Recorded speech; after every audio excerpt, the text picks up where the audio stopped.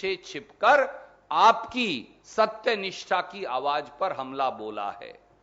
यह हमला विपक्ष की उस निर्भीक आवाज पर है जो जनता के सवालों को दृढ़ता से सरकार के समक्ष रखते हैं और सरकार से जवाबदेही मांगते हैं, जो जनता के मुद्दों को भयमुक्त तरीके से निडरता से उठाते हैं।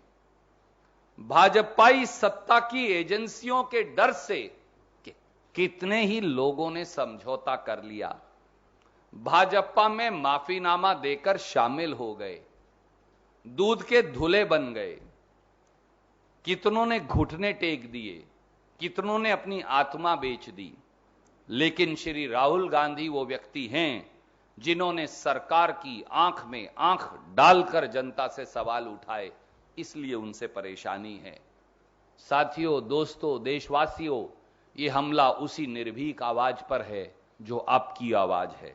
यह हमला जनता के मुद्दों पर है, कांग्रेस या श्री राहुल गांधी पर नहीं। यह हमला बेरोजगारों पर है, यह हमला गरीबों पर है, यह हमला मध्यम वर्ग पर है, यह हमला नौकरी पेशा लोगों पर है, यह हमला महिलाओं, युवाओं, दलितों, पिछड़ों, आदिवासियों पर है। यह हमला देश के संविधान से जुड़े मुद्दों पर सवाल पूछने पर है। इसलिए हम फिर कहते हैं, हम ना डरेंगे, ना झुकेंगे, ना दबेंगे। राहुल गांधी और कांग्रेस देश के लिए लड़ेंगे। कोई प्रश्न आप पूछना चाहें तो एक एक करके।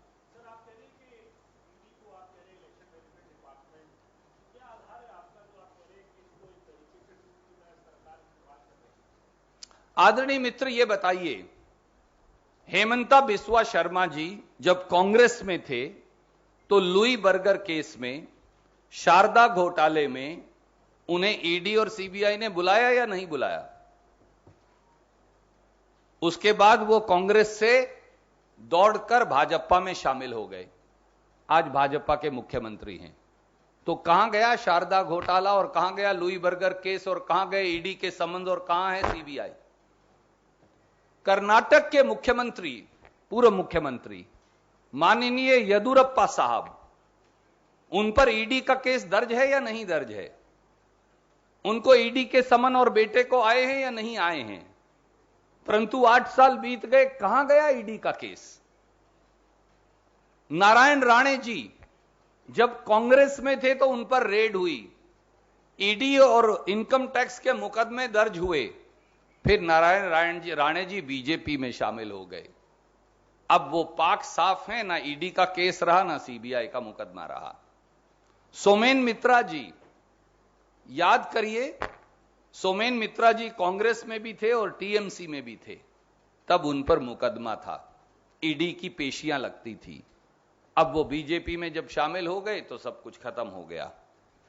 रमन सिंह जी, क्या उनके ऊपर और उनके शायद बेटे पर कोई ईडी का केस है या नहीं है? तो क्या हुआ 8 साल में उस मुकदमे का, जो पूर्व मुख्यमंत्री हैं?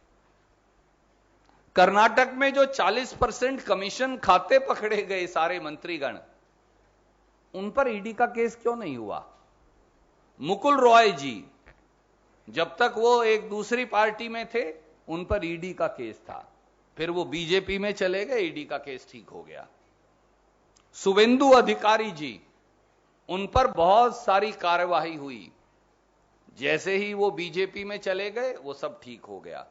एक लंबी लिस्ट है, सैकड़ों लोगों की, बीजेपी में भर्ती हो जाओ, दूध से धुले हो जाओ, सारे मुकदमे बंद। तो मुझे बताइए, अगर देश में जो आजादी का, स्वतंत्रता संग्राम का समाचार पत्र नेशनल हेराल्ड है, उसके कर्मचारियों की तनख्वाह देना, पत्रकारों की तनख्वाह देना, उसका बिजली के बिल का भुगतान करना, उसके हाउस टैक्स का भुगतान करना, उसके बिल्डिंग चार्जेस का भुगतान करना, अगर 10 साल में 90 करोड़ रुपए देकर कांग्रेस पार्टी ने यह किया तो यह क्या अपराध है? देशवासी बताएं।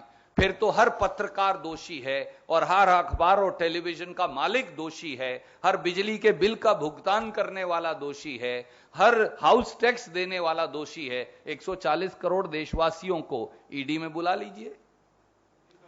और एक आखिरी बात और इसमें जोड़ना चाहूंगा, साथियों, एक आंकड़ा बड़ा महत्वपूर्ण है। ये जो भारतीय जनता पार्टी का इलेक्शन मैनेजमेंट डिपार्टमेंट है ना, इसके पास 5422 मुकदमे हैं। 5422 मुकदमे इन्होंने दर्ज कर रखे हैं। और कमाल यह है कि उनमें से 98% मुकदमे यानी 5310 मुकदमे मोदी जी ने दर्ज किए पिछले 8 साल में। क्या यह नहीं दर्शाता कि ईडी अब इलेक्शन मैनेजमेंट डिपार्टमेंट बन गया है? 5422 कुल मुकदमे हैं, 5422। सुरजेवाला को आप सुन रहे थे।